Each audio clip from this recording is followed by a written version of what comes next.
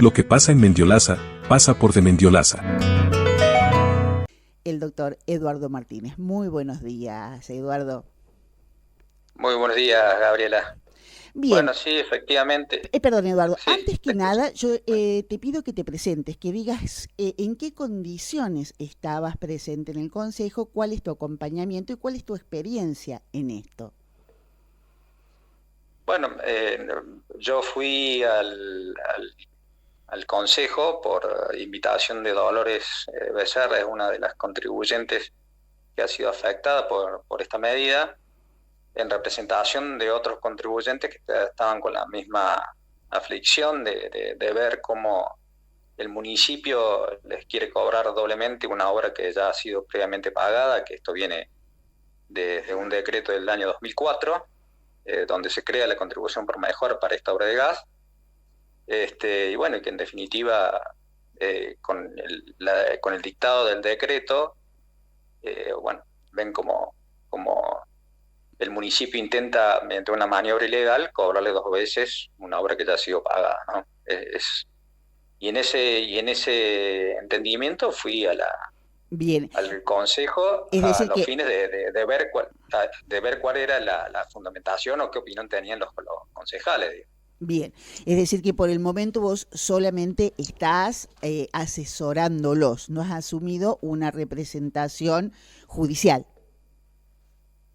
No, judicial no, porque Ujú. no ha habido, todavía no hemos tomado definiciones, estamos esperando un poco la definición del propio municipio, porque ustedes tuvieron en lo que fue la reunión del otro día de comisión, hay un entendimiento casi unánime de los concejales de que es una maniobra incorrecta o un proceder incorrecto del propio municipio. Bien, Entonces estamos y lo, esperando un poco sí. sí, lo que te pedía era que nos contases cuál es tu experiencia en este tema. Bueno, nuestro estudio se especializa en asesoramiento de comunas y municipios y derechos reales. Entonces Bien, nosotros tenemos casi más de 20 años de experiencia, casi diría 30 años de experiencia en el asesoramiento de comunas y municipios. O sea que estamos muy empapados de lo que es no solamente la parte jurídica, sino la parte política, de cómo es la cocina dentro de estas organizaciones. bien. Y desde ese lugar, ¿cuál es la observación que han podido hacer? No, a ver, vamos primero desde lo técnico, digamos. Sí, por favor. El decreto 2026 es un ejemplo de lo que no se tiene que hacer en materia normativa, digamos.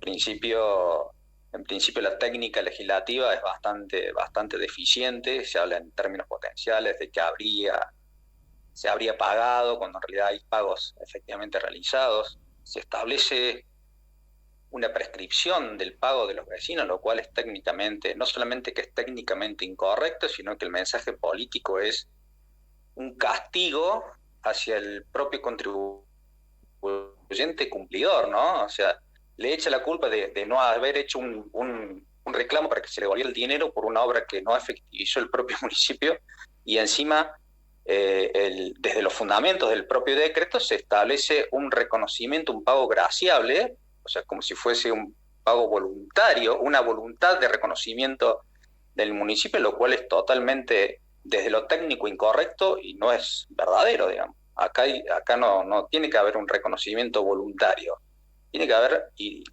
no solamente voluntario, vos lo adelantaste recién, sino que también el reconocimiento es parcial y que se circunscribe a un solo ejercicio fiscal. Entonces, acá lo que se tiene que hacer es un reconocimiento total del pago realizado por los contribuyentes. A ver si No hay estoy... ningún tipo de prescripción que se pueda aducir Bien, bajo ningún perfecto. punto de vista. Vamos a repasar los argumentos que se han dado, como decía, verbalmente. Una de las cosas fue decir, reclamen a la justicia, pero esto ya prescribió. Eso no es cierto desde el punto de vista de ustedes. No es desde el punto de vista nuestro, desde el punto de vista del derecho, Ujú. porque nosotros no estamos reclamando la devolución del dinero, mejor dicho, los vecinos no están reclamando la devolución del dinero, sino la ejecución de la obra, que es Bien. algo totalmente distinto. E incluso si nos ponemos en situación, desde el argumento de la comuna, el propio reconocimiento de los pagos que hace la Comuna a través de los fundamentos que tiene el decreto, el reconocimiento implica técnicamente la interrupción de la prescripción, por lo cual desde ese punto de vista tampoco se podría aplicar el instituto de la prescripción tal como lo sostiene el municipio en su decreto, digamos. No, realmente es muy técnicamente es muy débil el argumento, es inexistente jurídicamente el argumento. Bien, otro de los argumentos que se les que se da es necesitamos los originales, los libre deuda no sirven. Lo de los originales está dicho efectivamente en el decreto, formalizado en ese decreto. Lo de los libre deudas no sirven porque hay libre deudas que están circulando que son truchos, así nos lo han dicho los vecinos frente a nuestros micrófonos que les fue dicho. Ese argumento, la del desconocimiento de los libre deudas y la exigencia de los originales, ¿eso es una cosa que es correcta?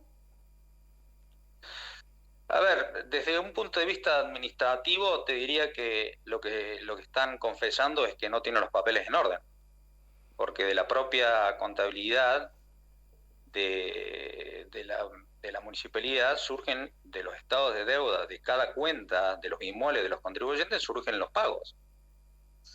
O sea que si vos me decís encima, si estás reconociendo que yo te tengo que adjuntar la documentación que está en mi poder porque vos no la tenés, estás reconociendo que de la administración hacia adentro no tiene un orden administrativo o que ha perdido la documentación que avalan esos pagos. El argumento de que no es esta administración la que perdió esos papeles, ¿es un argumento válido?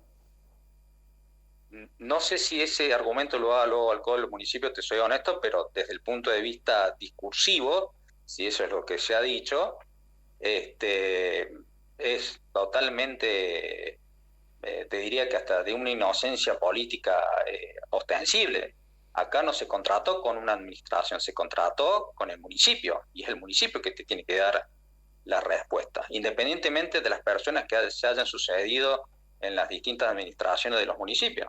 Acá se contrata con el municipio, no con los intendentes. Bien. ¿Y cuáles serían las otras falencias que tiene ese decreto o la posición de la municipalidad expresada hasta este momento? Bueno, a ver, primero el texto en sí del decreto es ofensivo. Ofende la inteligencia de un hombre común, de sentido común, lo ofende realmente. Y esto me hace acordar un poco lo que estamos viviendo a nivel nacional con el caso Adorni, donde se crea la ley de inocencia fiscal bajo un argumento político, y esa ley que teóricamente iba a servir para transparentar fondos privados ha servido para beneficiar a los propios políticos que han creado la ley.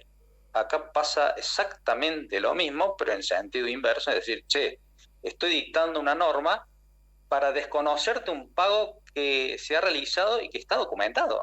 Digamos, realmente son cosas muy groseras y que ofenden a la inteligencia común de la sociedad, al sentido común de la sociedad. Estas cosas ofenden y mucho, porque son cosas que pasan todo límite de raciocinio y de tolerancia ciudadana.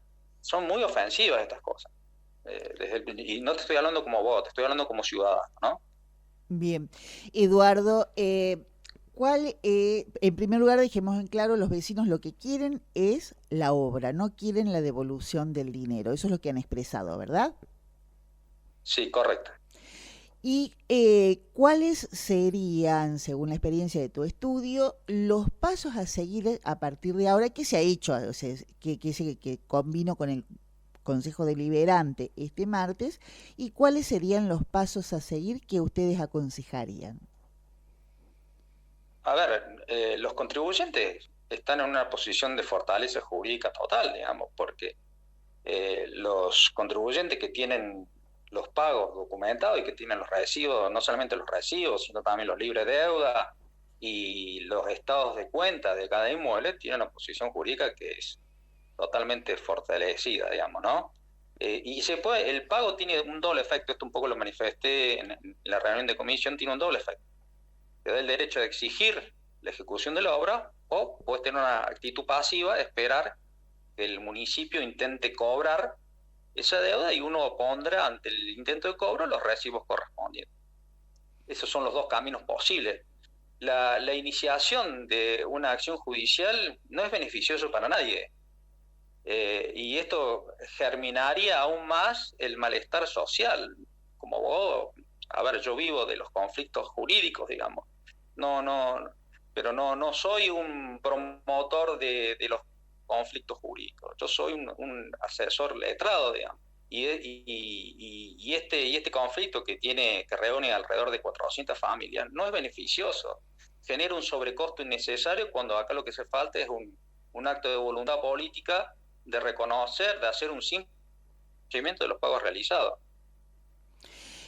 Preguntaba en términos, bueno, de acciones ya judiciales, porque tenemos dos casos diferentes. Uno es el de el vecino a quien le financia que es una traza de Barrio Centro por ahora nada más, donde el financiamiento viene por parte de la provincia, intermediado por la municipalidad, y ahí efectivamente es el municipio el que le reclama directamente la cuota de la obra en sí misma. Ese es un caso.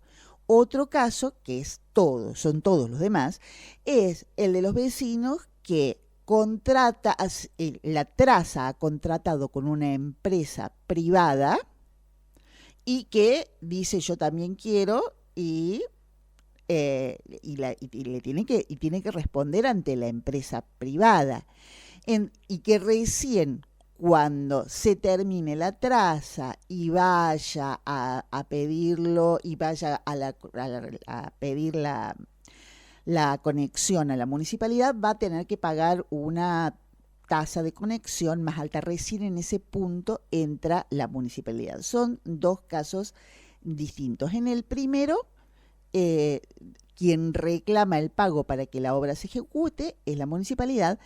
Quien reclama en el segundo caso para que la obra se ejecute es la empresa privada. Entonces, ¿cómo se dirime en un caso y en otro? En el segundo caso, a ver, no conozco en profundidad el segundo caso que me estás diciendo, pero sí lo he escuchado en la oportunidad de estar en la reunión del otro día de comisión, que es donde los propios contribuyentes están financiando por segunda vez la ejecución de la obra. Ahí una de las vecinas ha propuesto específicamente que se les reconozca el monto pagado, ahí sí bajo un mecanismo de reconocimiento o compensación con las tasas municipales. Eso creo que es una salida muy práctica y que a ese grupo de contribuyentes que estén bajo esas condiciones podría ser hasta totalmente beneficioso. No en el otro caso, donde hay vecinos que están esperando justamente lo que te he contado con anterioridad. Pero en el segundo caso que vos me contás, una posible compensación con tasa de servicio, lo veo totalmente aplicable. Y creo que es un poco la intención de esos vecinos, de ese grupo de vecinos. Bien, y hasta ahora... En ese caso, de todas maneras, lo que queda en cuestión es qué reconocimiento o cuánto reconocimiento. ¿Cuál es la deficiencia del sistema que ha planteado la municipalidad para hacerlo? Y el monto que dice que va a reconocer, al menos lo que surge del decreto 83, es que se va a reconocer solamente el monto de un periodo fiscal. Entonces, lo cual es insuficiente a los fines a los fines jurídicos. El pago que tiene la finalidad de distinguir la obligación, el reconocimiento debería tener igual extensión, no solamente parcial, porque vuelvo a reiterar, no es un pago graciable lo que se ha hecho, es un pago en cumplimiento de una obligación. El reconocimiento es graciable. El municipio se pone en una posición de decir, bueno, como tu crédito prescribió, yo voluntariamente te voy a reconocer ese pago que han realizado, pero las condiciones de ese reconocimiento las define el municipio. Es el mensaje nefasto que se da políticamente en ese decreto. No sé si se entiende. Sí, sí. y como debería ser.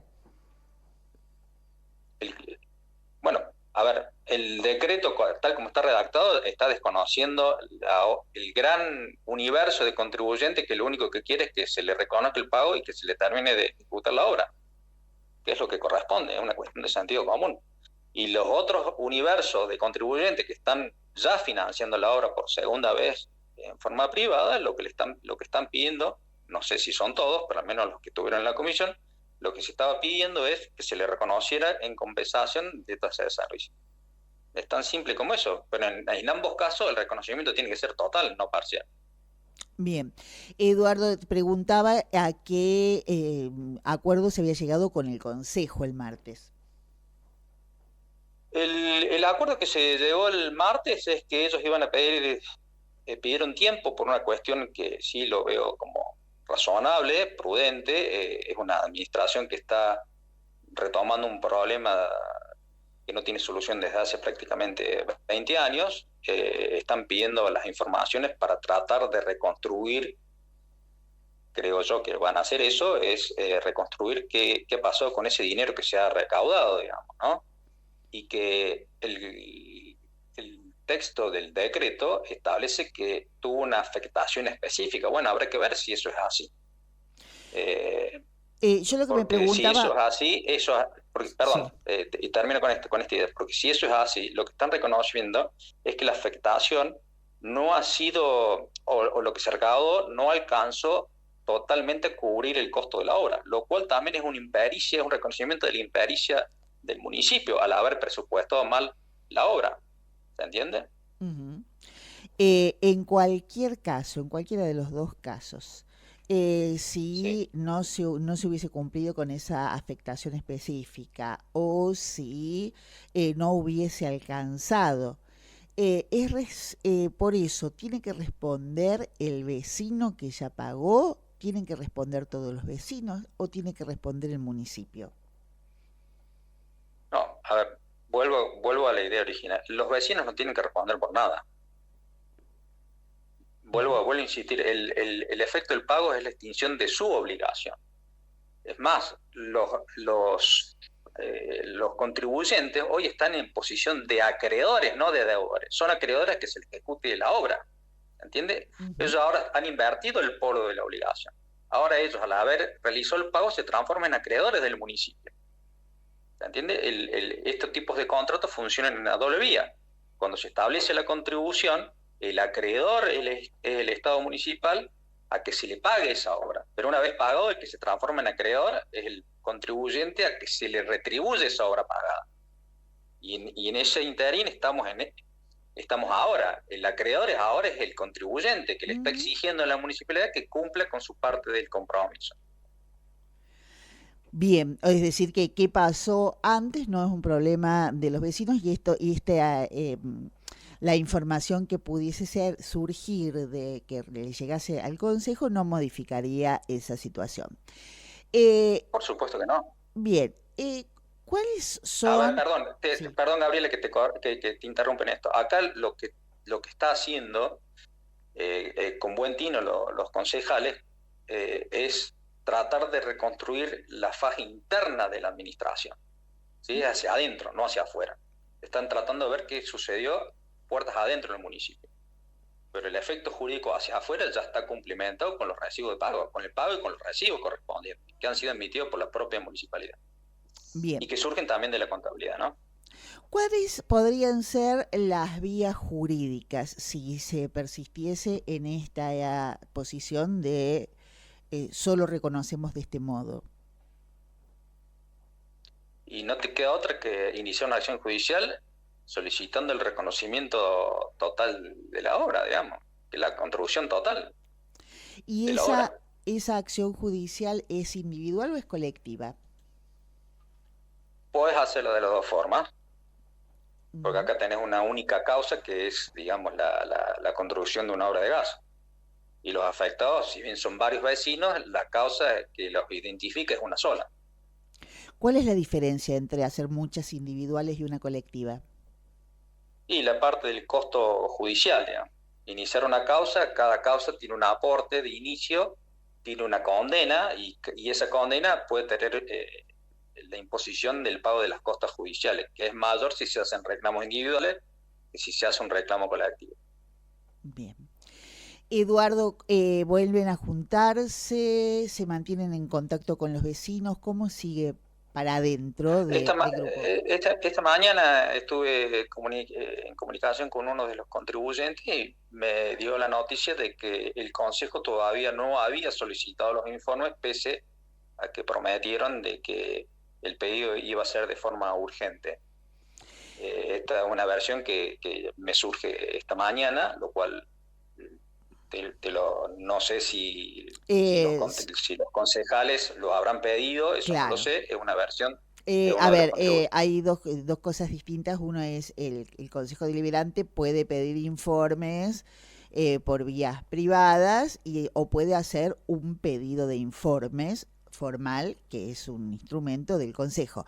No ha sido presentado un pedido de informes, pero eso no quiere decir que no esté circulando información entre los concejales y el Ejecutivo. Eso es algo de lo que nadie que sea testigo puede dar fe. Lo veremos. Te lo pregunto a vos, Gabriela, sí. como reportera y comunicadora social. ¿A vos te parece que este caso que afecta a 400 familias merece un pedido de informes de transparencia, merece un pedido de información pública? Siempre me parece bueno la transparencia y los informes públicos, siempre soy partidaria de eso, de que la información se publique oficialmente. Y eso en términos generales. Además, en este caso en particular, ha habido pedidos de informes anteriores. Con seguridad, por ejemplo, en el año 2010, el exintendente Salivi respondió un pedido de informes sobre esto. El pedido de informes debería ser, para mí, la forma de comunicación, ya casi diría la única, si no fuese que a veces se pide información que no justifica tanta formalidad. Pero sin lugar a duda, me parece que que quede plasmado en un documento que un ejecutivo cualquiera del mundo envíe a un cuerpo legislativo es la mejor manera de garantizar una información en relación a su veracidad, a su fidelidad, que no haya errores, que no haya omisiones, aunque sean involuntarias, ¿no?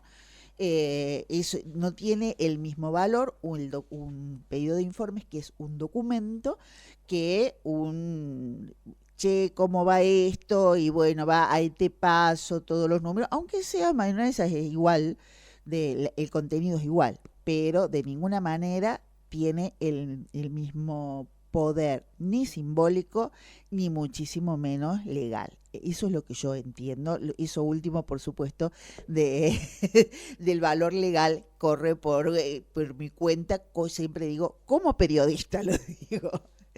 No, pero acá no estamos hablando, no estamos hablando de una cuestión legal, sino por una cuestión de sentido común. Estamos hablando de una cuestión que afecta a 400 familias, aproximadamente el 10% del padrón electoral.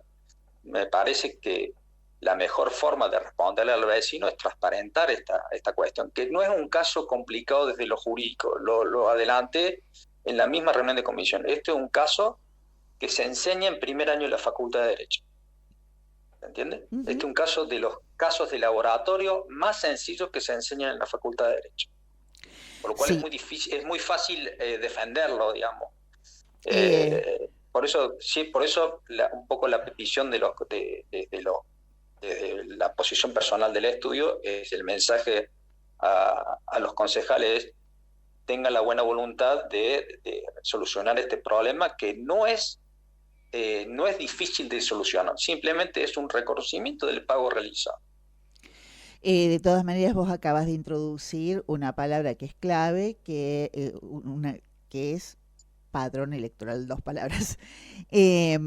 Esto efectivamente va a convertirse en una crisis política, porque efectivamente los afectados teóricamente son un 10% del padrón, en una ciudad donde una elección se definió por 20 y pico de votos. Eso es un montón. no solo para ser considerado por el oficialismo, sino que sabemos también cuánto lo va a considerar la oposición que se vaya a proponer en lo que ya ha iniciado, que es el año preelectoral. Estamos ya de cabeza, ya hay organizaciones que han empezado a presentarse públicamente en vistas de las elecciones del año que viene, es decir, estamos ya inmersos en un año preelectoral y esto, por más que debería ser solamente una cuestión técnica, una cuestión de justicia, una cuestión de buen funcionamiento del Estado, sin lugar a dudas va a jugar en ese paisaje que estamos considerando. Eduardo, te agradezco muchísimo esta comunicación con la radio de Mendiolaza y quedamos por supuesto a la espera de las novedades y de los próximos pasos que se vayan a dar. Bueno, muchísimas gracias, Gabriel, por darme este tiempo. Mañanitas de Mendiolaza. Martes a viernes, de 10 a 12, por la 102.7 FM de Mendiolaza. Vecino.